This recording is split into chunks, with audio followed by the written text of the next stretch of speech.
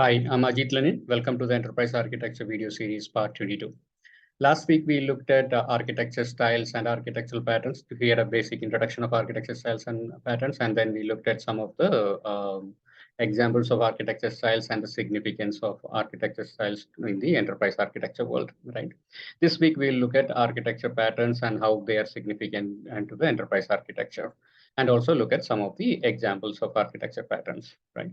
To start with, let's look at what I call as architecture patterns ecosystem, right? So as we looked at the last week, architecture patterns are repeatable architecture solutions for specific problem statements. And this has been driving the need for common framework. So any pattern, when there is an established pattern in the industry, it drives the need for common frameworks and the new tools emerge in the industry, right? So let's look at the ecosystem, what I call as ecosystem, right? So if you look at it, today's world, there are a lot of industry recognized problem statements, and those industry problem statement drives standard architecture patterns. People try out new patterns, new solutions that become standardized and become a architecture patterns, which drives open source framework development and tools in the market.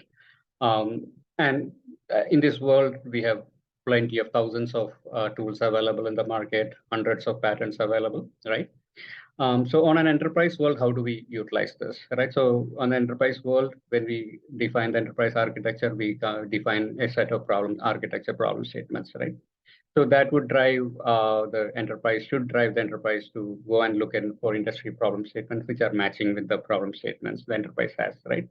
Sometimes we may end up having a new problem statement that ends up contributing new problem statements to the industry, right? As more and more enterprises faces that problem statement, that becomes a industry-wide common problem statement, right?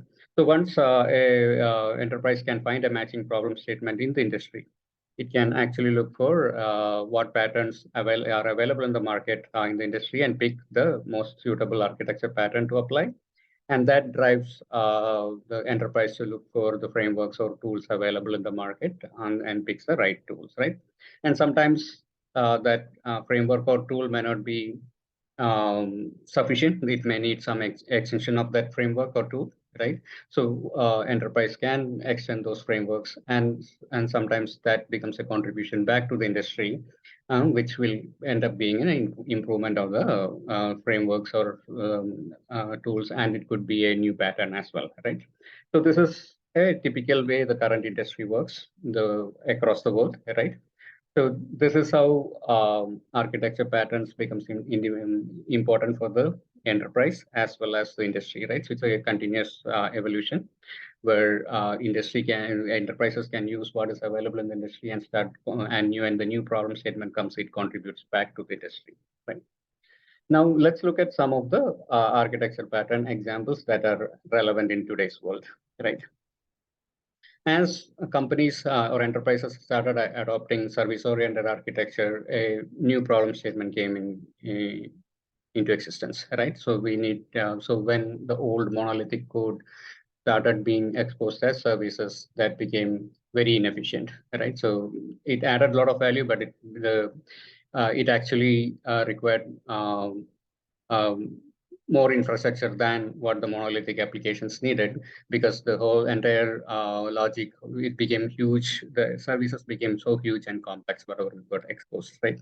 So most of the part of this code, though are deployed in a distributed environment, it may not, some of the pieces of code doesn't get executed that often, right? So the load was not distributed well across the board, right? So it kind of created a problem statement to create a scalable architecture. How do we efficiently use the compute resources for that, right? So, and also the services were very complex, and it became in a distributed environment. It was becoming very complex to manage, right? So these couple of problem statements together gave to microservices pattern, right? So I have listed a couple of frameworks or tools for each of the patterns we're going to talk about, right? Just for illustration, right?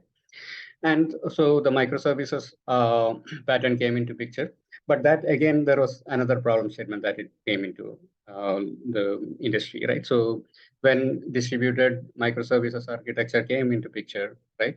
The managing and also the the flurry of open source code frameworks and tools in the market gave a lot of options to the developers, but managing the application code along with all those different dependencies, code dependencies across the frameworks became a challenge. Managing that in a distributed environment became a challenge, right?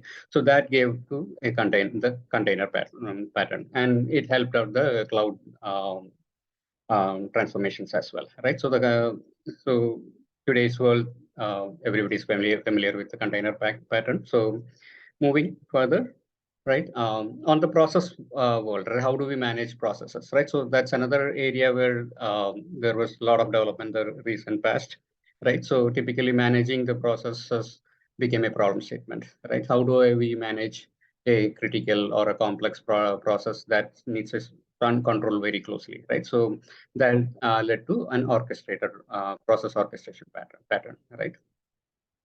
And when process orchestration pattern became a standard for managing processes, then the efficiency part came into picture, right? Some of the processes were not that complex. They were long-running processes with multiple business units who work independently of it, right? So the orchestration becomes a heavy activity for those processes, right? That gave away for process choreography pattern, right? So in today's world, we have both orchestration and the choreography patterns exist in the market. Based on the use cases or the problem statement, we could adapt any of them, right? So that's an evolution that happened in the recent past from the process world. Right, moving further, when everybody started adopting distributed service-oriented architecture, microservices-based architecture, it gave it to a new problem statement, right? How do we efficiently distribute load between within a distributed environment between multiple servers, right?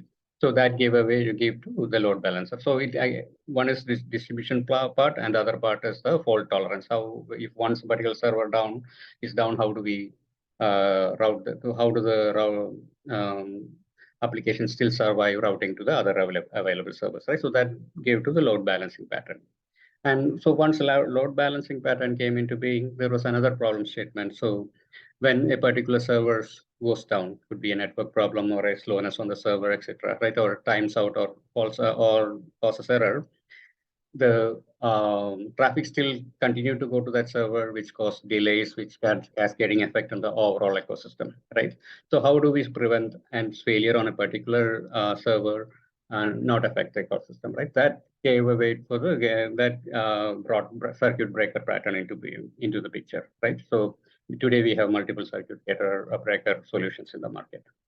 And moving further, a couple more examples, right? So as we move to the service-oriented architecture and enterprises started consuming services from the external world, right?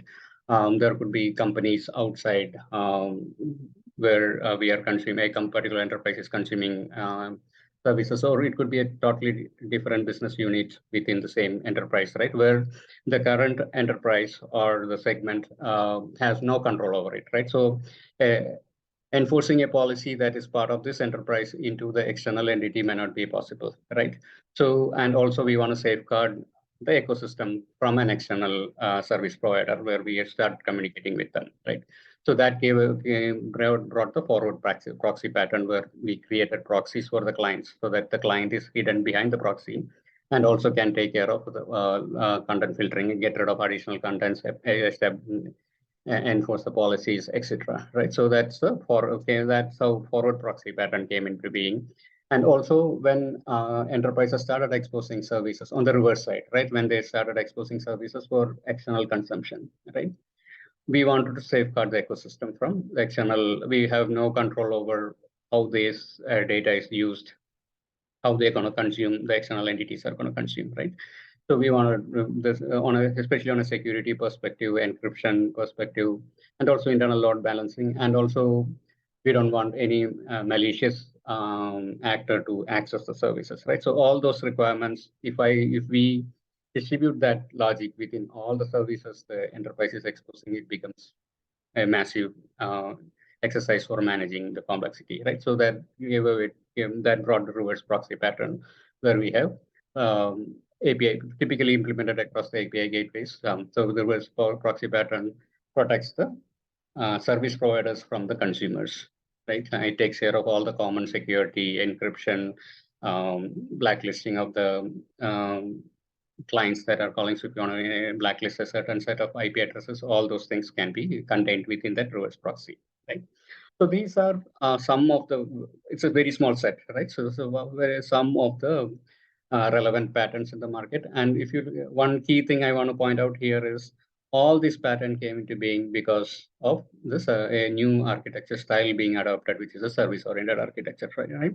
So these are problem statements that were created because the industry started adopting a new architecture style called service-oriented architecture, right? So this is how it connected to the style, and the pattern gets connected, and this that leads to what I'm calling the continuous evaluation process of both architecture style and the pattern, right? So this is going to continue, right? Service-oriented architecture, one new advancement in the technology, in the technology world, right? So as we look towards the future, this is going to continue. This is going to be a continuous process, right? So there's going to be technology advancements in the market, right? That's going to drive new business models and business requirements. That's going to in turn drive new architecture styles, right? And any of this, any new technology and advancements or new business models or requirements or new architecture styles all could create new problem statements, architecture problem statements for industry, right? That drives new architecture patterns, right? So that's how this industry is going to continuously evolve. So we're going to have new technology developments or new business models coming in, which could drive new architecture styles. And all these can contribute towards new problem statements, architecture problem statement the industry need to solve for. And that creates new architecture patterns, right? That gets consumed by the enterprises who faces all these problem statements, right? So next week we'll look at, let me summarize first, right? So summarize, we looked at the architecture pattern ecosystem. We looked at some of the relevant examples, how, especially around service, what service-oriented architecture style driven patterns, and the continuous evolution process, right? So next week, we will look at some of the architecture style opportunities on the current world and looking forward to the near future as well, right? So we'll look at the architecture style opportunities next week and then look at architecture pattern opportunities, right? Before we close out this video series. Thank you.